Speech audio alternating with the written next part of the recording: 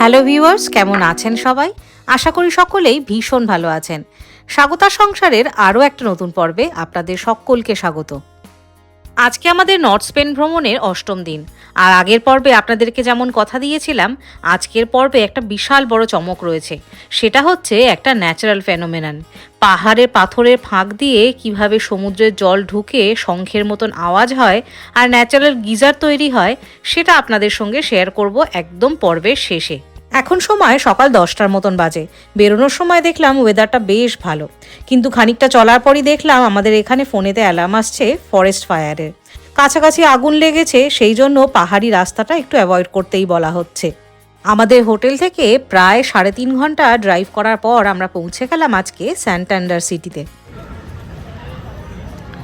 আমরা এখন স্যান্টান্ডার সিটিতে চলে এসেছি, আর এটা একদম পোর্টের কাছেই একটা জায়গা। হেঁটে হেঁটে এখন পুরো সিটিটা আমরা এক্সপ্লোর করব। সিটিটা বেশ অনেকটা মালাগা শহরের মতনই লাগছে দেখতে।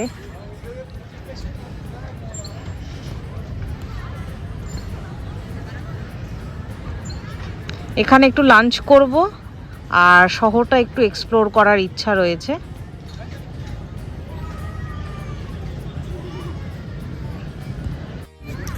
আজকের দিনটা খুব মেঘলা, যদি সূর্য থাকতো তাহলে খুব ভালো লাগতো দেখতে আরো। তবে হ্যাঁ, মেঘ থাকলে একটু হাঁটাচলা করতে সুবিধা হয়। রোদ থাকলে যেরকম কষ্ট হয়, মেঘ থাকলে সেই কষ্টটা হয় না। আমরা এখন স্যান্টান্ডার সিটির একদম সেন্ট্রোতেই রয়েছি, আর এটা একদম পোর্টের পাশেই। দেখে বুঝতেই পারছেন।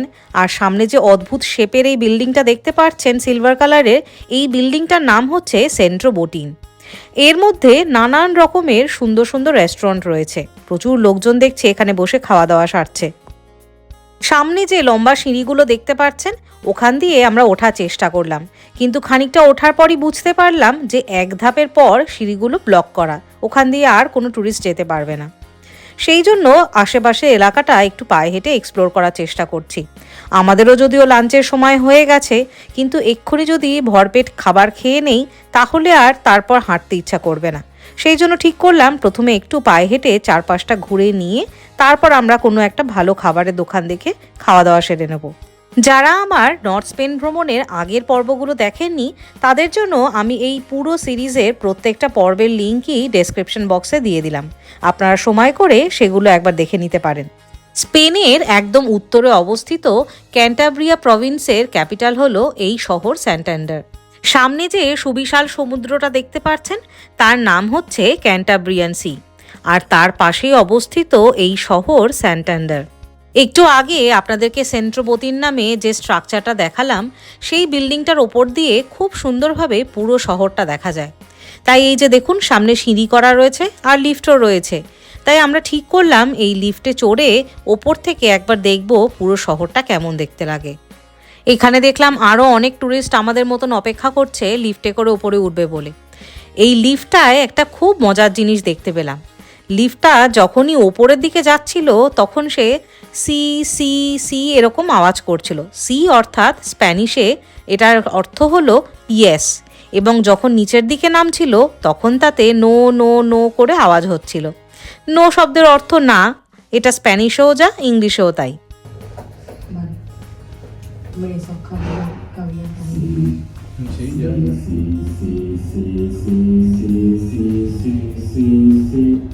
Ah, che l'abbiamo finalità in tu. Ma se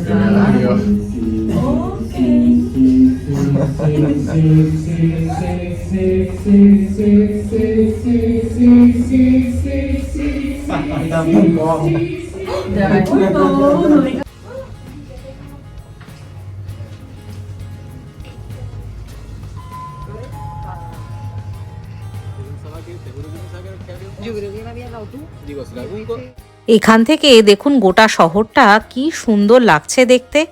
সমুদ্রের রংটা যদিও নীল লাগছে না, কারণ আকাশের রংটা আজকে নীল নয়, সেই জন্য সমুদ্রের রংটাও নীল মনে হচ্ছে না। এই যে স্যান্টান্ডার শহরটা আপনাদেরকে ঘুরিয়ে দেখাচ্ছি, তার আগের নাম কিন্তু অন্য ছিল। তার আগের নাম ছিল পোর্তাস ভিক্টোরিয়ায়, অর্থাৎ পোর্ট অফ ভিক্টরি। বলা যায় যে 26 খ্রিস্টপূর্বাব্দে রোমান সম্রাট অগাস্টাস এই নামটা দিয়েছিলেন। সেই সময় রোমানরা এই শহরে এসে এই শহরটাকে কনকার করেছিলেন বা জিতেছিল। সেই জন্য তখনকার যে সম্রাট ছিল তখন তিনি এই নামকরণ করেছিলেন। তাই এখনও এই শহরে প্রচুর আনাচে কানাচে জায়গায় কিন্তু এখনও রোমান স্থাপত্যের অনেক অংশ দেখতে পাওয়া যায়। 1941 সালে এক ভয়াবহ অগ্নিকাণ্ডে এই শহরের অধিকাংশ জায়গায় কিন্তু একদম ধ্বংস হয়ে গেছিল, কিন্তু তারপর আস্তে আস্তে আবার এই শহর মাথা তুলে দাঁড়িয়েছে। সব জায়গা আবার পুনর্নির্মিত করা হয়েছে। আজকে দিনে দাঁড়িয়ে স্পেনের যে অন্যতম বড় শহরগুলো রয়েছে তার মধ্যে কিন্তু স্যান্টান্ডার অন্যতম। আর এই সিটিকে স্মার্ট সিটি নামকরণ করা হয়েছে। তার কারণ এই শহরটাকে কিন্তু অনেকে লিভিং ল্যাবরেটরি বলে, কারণ এখানে নানান রকমের ইন্টারনেট রিলেটেড বা বিভিন্ন ধরনের মেশিন রিলেটেড বহু টেকনোলজি টেস্টিং করা হয়। এই শহরের আরও একটা বিশাল বড় গুরুত্ব রয়েছে, সেটা হচ্ছে যারা স্পেনেতে থাকেন তারা হয়তো অনেকেই জানেন যে স্যান্টান্ডার এই শব্দটা শুনলেই কিন্তু প্রথমেই স্পেনের একটা যে শহর তার থেকেও আগে মাথায় আসে একটা ব্যাংকের কথা। হ্যাঁ, ঠিকই ধরেছেন, স্যান্টান্ডার এখানকার একটা বিশাল বড় ব্যাংকের নাম। আর যখনই কেউ স্যান্টান্ডার শব্দটা বলে সবারই কিন্তু মাথায় আগে ওই ব্যাংকের কথাটাই আসে। এই যে সামনে যে একটা বড় বিল্ডিং দেখতে পাচ্ছেন যেটা রেনোভেট করা হচ্ছে, এটাই এখানকার মেন ব্রাঞ্চ। এই বিল্ডিংটা কি সুন্দরভাবে কত বছর পুরনো ঐতিহাসিক ঐতিহ্য এবং স্থাপত্যকে বহন করে চলেছে।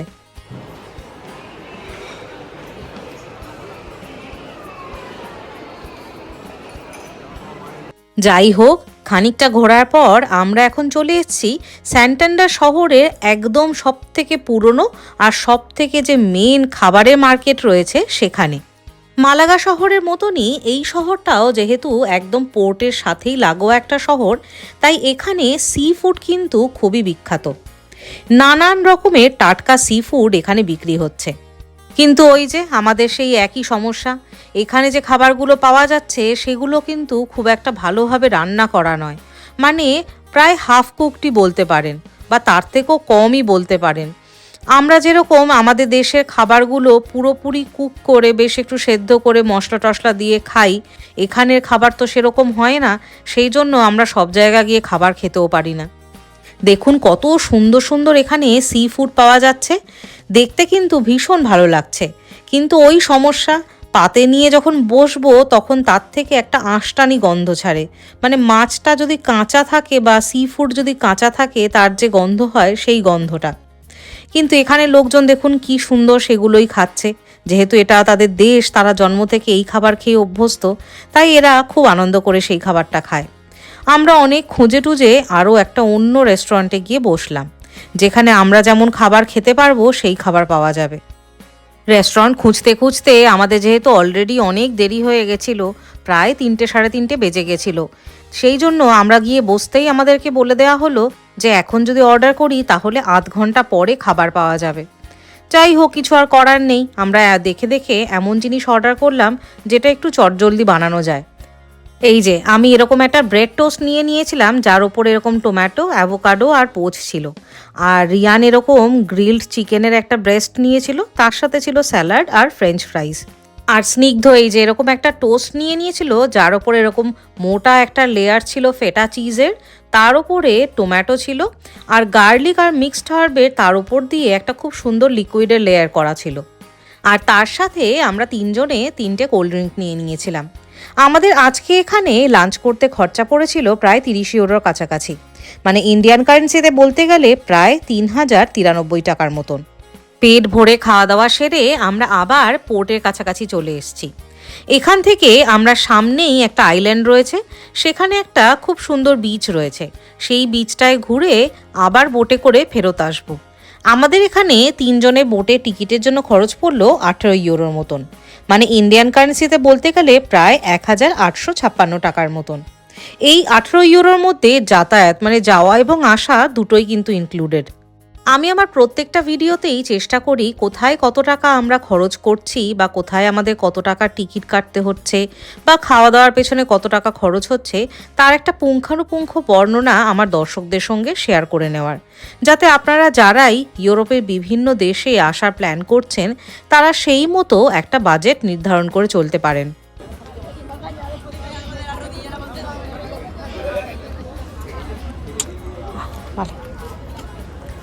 কাসিয়া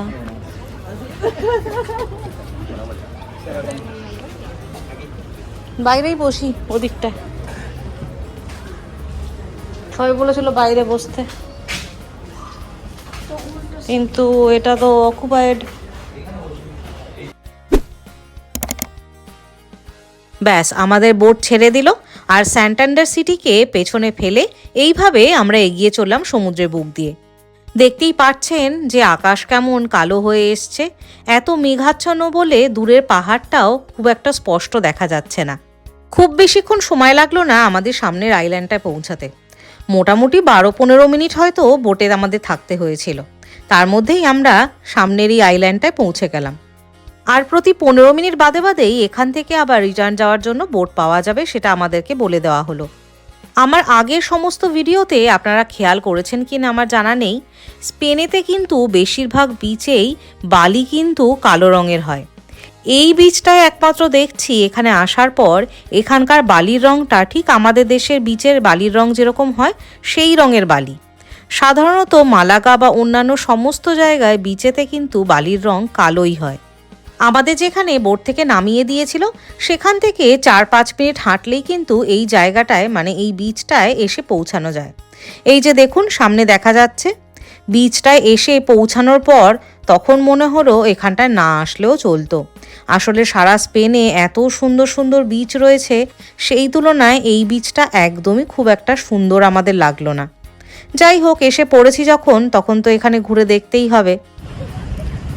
আমরা এখন এই বিচটা এসছি, আপনাদেরকে দেখালাম বিচটা কেমন।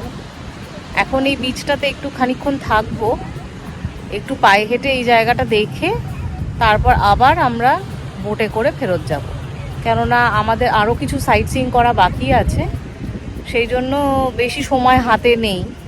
সেই জন্য তাড়াতাড়ি করে একটু বিচটা পায়ে হেঁটে ঘুরে নিয়ে তারপর আমরা যাওয়ার বোটটা ধরবো। রোমান এবং স্পেনের সভ্যতার এবং স্থাপত্যের সংমিশ্রণে তৈরি এই স্যান্টান্ডার সিটিকে বিদায় জানিয়ে এবার আমাদের তাড়াতাড়ি রওনা দিতে হবে আমাদের পরবর্তী গন্তব্যস্থলের জন্য। কারণ আমাদের পরবর্তী গন্তব্যস্থলে হাতে একটু সময় নিয়ে আমাদের ঘুরে দেখতে হবে, এবং তার কারণটা কি সেটা একটু পরেই আপনাদেরকে দেখাচ্ছি।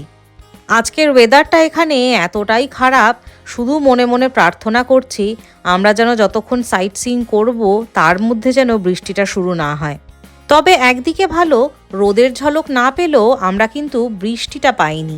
যদি বৃষ্টি শুরু হয়ে যেত সেই ক্ষেত্রে কিন্তু আমাদের ঘুরে বেড়াতে বা সাইট সিইং করতে খুব মুশকিল হয়ে যেত।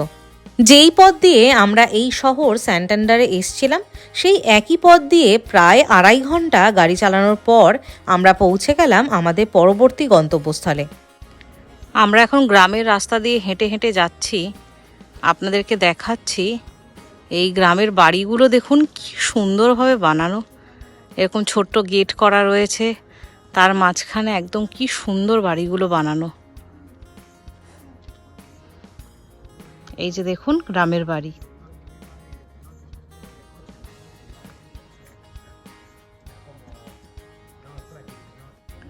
পথে হাঁটতে হাঁটতে এই বাড়িটা দেখে তো আমার ভীষণই চোখ আটকে গেল।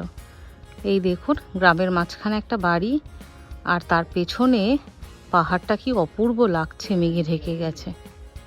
আর বাড়ির সামনে এরকম গাছেতে কমলা লেবু হয়ে রয়েছে।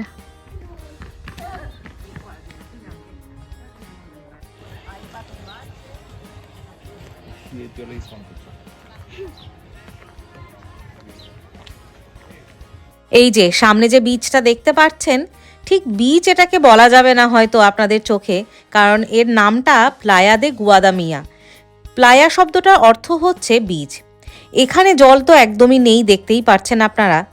এই জায়গাটায় যখন জোয়ার আসে সেই সময় সম্পূর্ণ জলে ভর্তি হয়ে যায়, আর সেটা ঠিক একটা খাড়ির মতন, মানে সমুদ্রের জলটাই এখানে ঢুকে এখানে বিচের মতন তৈরি করে, তাই এর নাম দেওয়া হয়েছে প্লায়া দেল গুয়াদামিয়া। এই যে আমরা পৌঁছে গেছি পুফোনেস দে প্রিয়াতে। জায়গাটা এই রকম দেখতে। এখন হেঁটে হেঁটে ওই যে যেখানে লোকজন দাঁড়িয়ে রয়েছে ওইখানে অবধি যেতে হবে, তারপর দেখা যাক। আমরা মনে হয় ওই জিনিসটা দেখতে পারবো না যেটা ন্যাচারাল গিজার, কারণ এখনও হাই টাইড আসতে বেশ অনেকটা সময় বাকি আছে। তো দেখা যাক ওখান থেকে ভিউটা কীরকম পাওয়া যায়। আস্তুরিয়া প্রভিন্সের কোস্টে অবস্থিত এই বুফোনেস দে প্রিয়া কিন্তু একটা ভীষণ অদ্ভুত সুন্দর জিনিস। আপনাদেরকে দেখাচ্ছি। সমুদ্রের জল বহু বছর ধরে এই কোস্টলাইনে ধাক্কা দিয়ে দিয়ে এখানকার লাইমস্টোনগুলোতে বিশাল বড় বড় গহ্বরের সৃষ্টি হয়েছে। কিন্তু সেই গর্তগুলোতে এমন কি অদ্ভুত জিনিস হয়, চলুন সেটা দেখা যাক। সামনের পাথরগুলো না অদ্ভুত সুন্দর, আর মাঝখানে মাঝখানে ক্যাকটাস হয়ে রয়েছে। আপনাদের দেখাচ্ছি, এই দেখুন।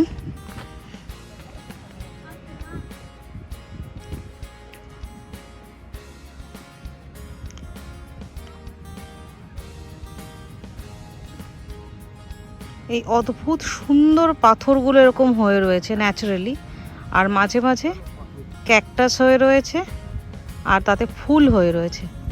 সূচালো না পাথরগুলো?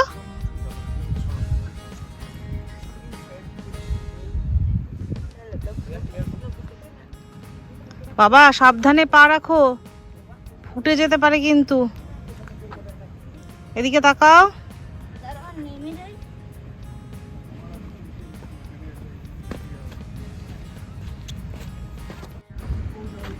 আওয়াজ হচ্ছে, ওখান দিয়ে আসছে।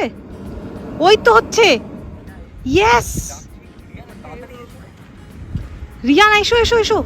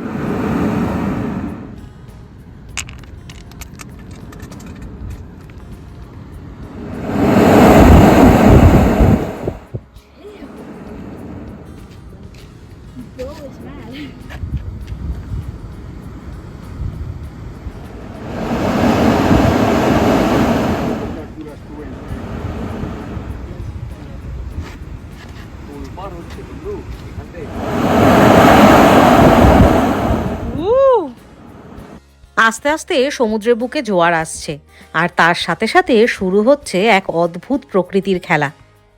হ্যাঁ, যেটা বলছিলাম আপনাদেরকে, দীর্ঘ বহু বছর ধরে সমুদ্রের জলের ধাক্কায় এই যে ধারের যে লাইমস্টোনগুলো রয়েছে, তার মধ্যে যে বড় বড় গর্ত বা চিমনি বলা যেতে পারে যেগুলো তৈরি হয়েছে, তার মধ্যে দিয়ে যখন জোয়ারের জল আসে, সেই সময় ঢেউয়ের ধাক্কায় জল ঢুকে একটা অদ্ভুত জিনিস তৈরি করে। কি হয় সেটা আপনাদেরকে এক্ষুনি দেখাচ্ছি। কিন্তু মাথায় রাখতে হবে, এই যে ন্যাচারাল ফেনোমেননটা, এটা কিন্তু শুধুমাত্র জোয়ারের সময়তেই দেখা যায়।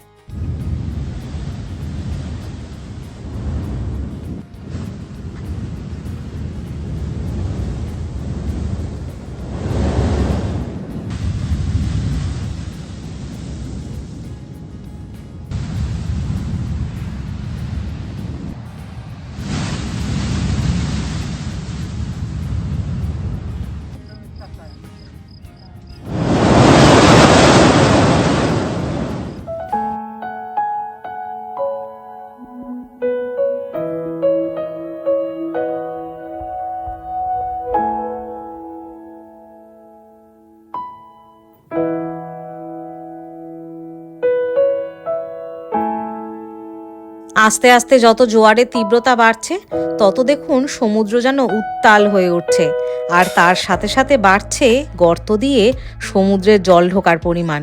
প্রকৃতি যে কোথায় কীরকমভাবে নিজেদের বিভিন্ন রকম রূপ দিয়ে আমাদেরকে আশ্চর্যচকিত করবে, সেটা যেন নিজের চোখে না দেখলে বিশ্বাস করা যায় না। আপনারা যারা স্পেনে আসার জন্য প্ল্যান করছেন, তাদেরকে আমি বলবো, আপনারা যদি নর্থ স্পেনের প্ল্যান করে থাকেন, তাহলে অবশ্যই স্পেনের আস্তুরিয়াস প্রভিন্সে এই বুফোনেস দে প্রিয়া, এই জায়গাটা কিন্তু অবশ্যই একবার ঘুরে যাবেন। জোয়ার যখন একদম চরমে ওঠে, তখন এর তীব্রতা কতটা বেশি হয় তার একটা ঝলক আপনাদের দেখাচ্ছি।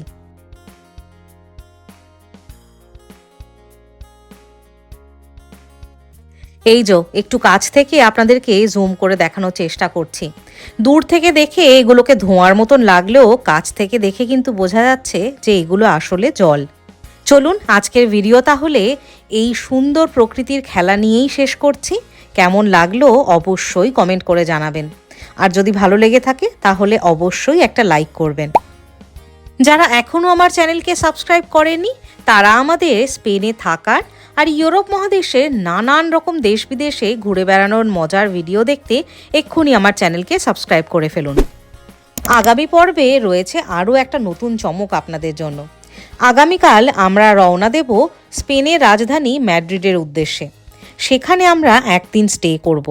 আর সেখানে বাঙালি পাড়া থেকে, বাঙালি বাজার থেকে কি কি সবজি কিনলাম, কি কি মাছ কিনলাম, মিষ্টি কিনলাম, সেই সমস্ত অভিজ্ঞতা আপনাদের সঙ্গে শেয়ার করব। তাহলে দেখা হচ্ছে খুব তাড়াতাড়ি আগামী পর্বে। সবাই ভালো থাকবেন, সুস্থ থাকবেন।